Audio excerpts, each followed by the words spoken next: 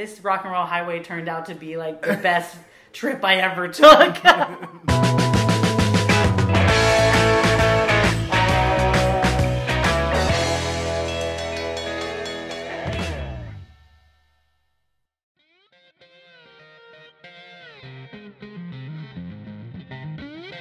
Welcome to Rock and Roll Highway Chicago edition. This is going to be about Chicago blues.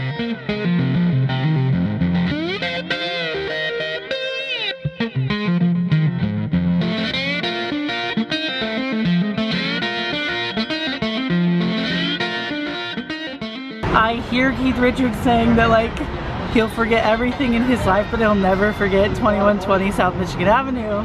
And like, I never thought in a million years I would be here. And so I'm just like really grateful.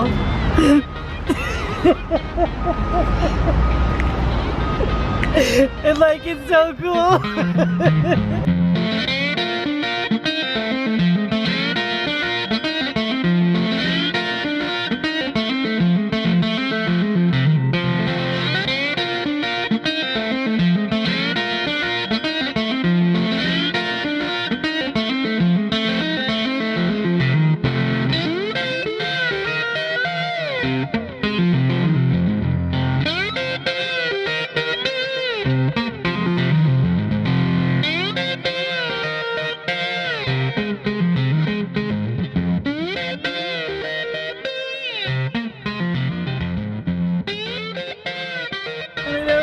I never thought I would see Chess Records, and now I'm like a wreck. We're in the room. You gotta kiss the floors. When we walk on it.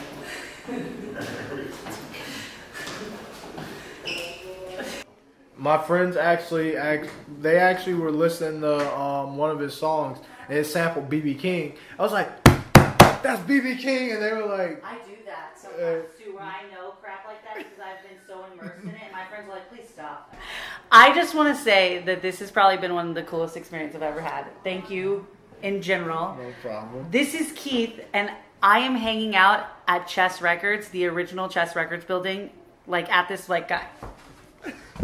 Like at this moment that you're seeing this, I am hanging out at Chess Records, and you are the grandson of.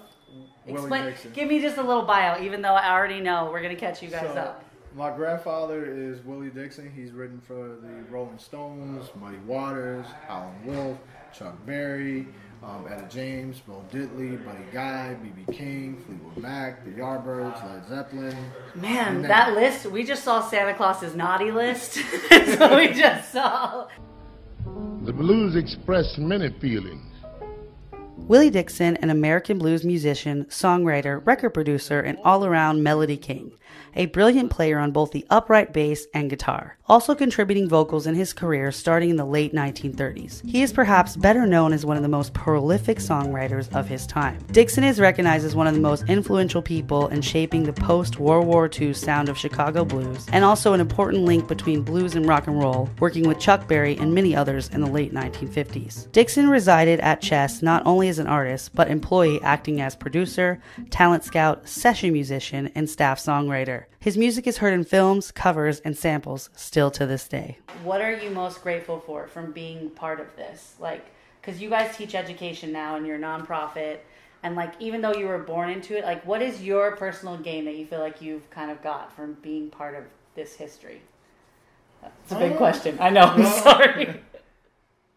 I would probably say the fact that it's a lot more young kids coming down here now. Yeah. So even like me and you, we're 27, yeah, going on probably 28. Yeah. Right. My goal when I came down here. And everyone thinks we're young, and I'm like, I'm getting so old. Yeah, that's true. I feel the same way. But I know when I first started coming down here, I was 18 when I first came down, really doing tours. But I had to wait until I graduated school. But when I was coming down, I never saw a kid here, ever.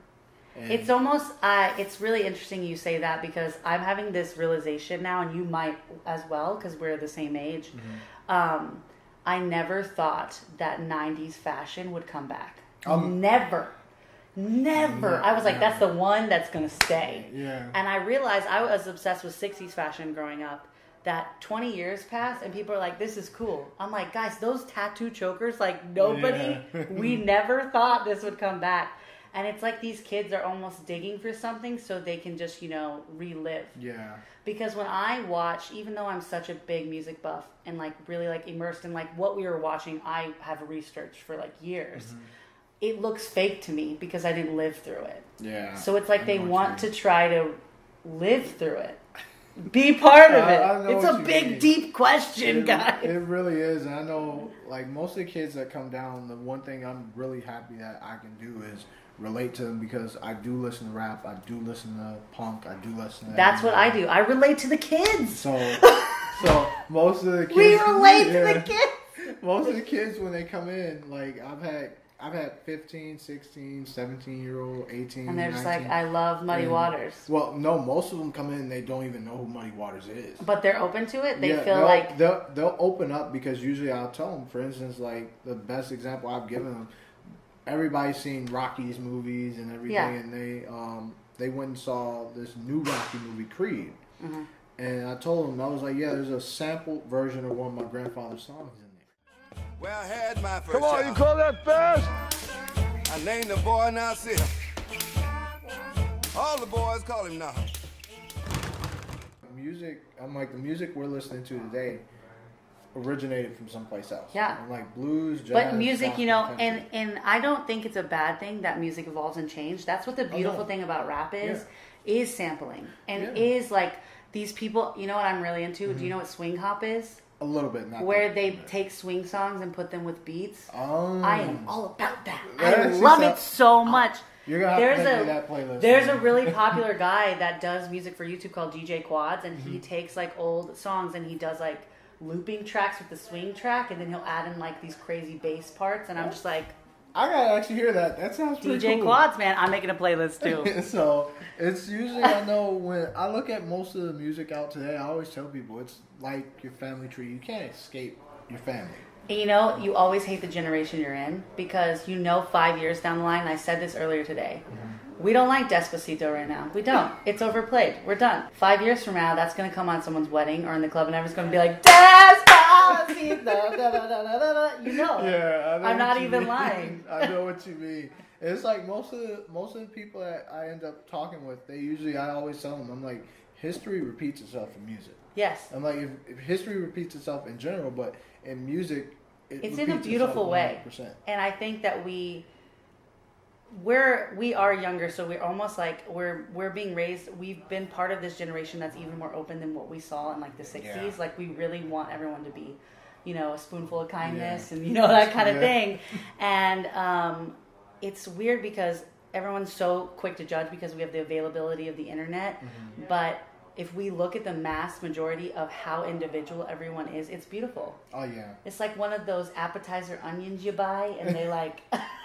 Yeah. What are they called? A flower onion? I would compare. I just went Shrek on you. Yeah. I went from normal to I did a Shrek reference. Yeah, ogres are like onions. Music is like onions. There's layers to it. I just cracked the code. I'm at Chess Records talking about onions under the floor of my idols.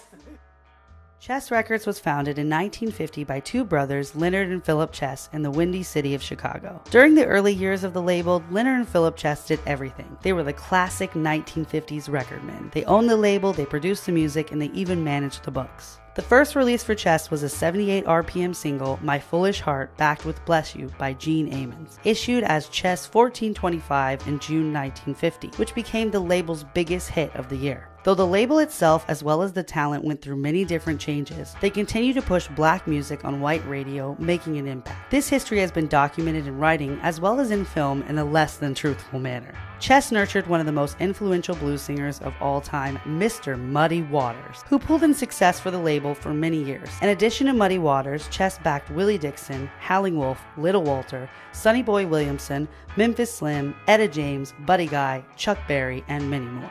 Chuck Berry being most notable for somewhat pioneering rock and roll with songs like Maybelline, Johnny Be Good, and so many others that had Chess in the top 40 for years. The home to some of these recordings was based at several different locations in the label's brick and mortar run. The most famous location was 2120 South Michigan Avenue from around 1956 to 1965. This location's address has been immortalized by the Rolling Stones in songs and countless verbal recall. This version of Chess Records my parents and I had the pleasure of visiting held some of the most influential moments to Chicago blues and rock and roll as we know today. The tour guide, kin to the great Willie Dixon, let the walls ooze with youthful stories of Chuck Berry grabbing for music as a profession, and even the Rolling Stones coming in starstruck to record in a place they love to be graced by muddy waters. Chess Records' rich history is featured in its most famous home, 2120 South Michigan Avenue, reclaimed now as Willie Dixon's Blues Heaven Foundation, a non-profit foundation teaching free music education and guided history tours. Is there anything like that we should tell them? Do we have a fun fact or a secret or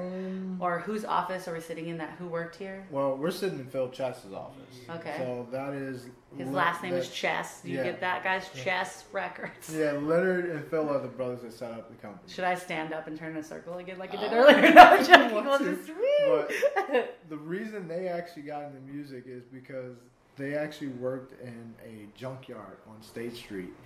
They actually would run across the street to a church to listen to gospel music. Working in a junkyard is probably not the best place for kids, but it really helped them build up their appreciation for music and people.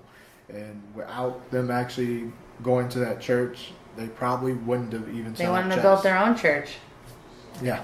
Chess Church. I just changed the name. You guys have got to figure out how to get that fixed I'll try and work on that. That's actually a pretty good name.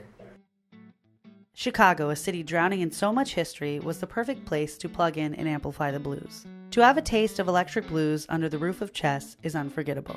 May the legacy live on in our ears and in our hearts. To find out more information about Chess and Chicago blues, please follow the sources listed down below. This is unreal for me. I hope that this rock and roll highway turned out to be the best trip I ever took. But thank you so much. No problem. Thank you. We're the same age, we vibe. We're gonna have rap and swing hop playlist. Thank you. But until next time, guys, have a great day, a great night, and a great life. I'll see you very soon. Bye! See you guys later. Oh, my 50mm that I hope my face is in because I didn't check, but it's fine. It's fine. Honestly. Thank you. I am floored that this happened. I'm glad you actually made it in. Woo! I know. We're overheating. Perfect timing. The gypsy woman told my mother before I was born, I got a boy child coming. He's gonna be a son of a gun. He's gonna make pretty women's. This man has hung out with Mick Jagger. Wait, I need to hug you actually. Mick Jagger is my favorite person in the whole entire world.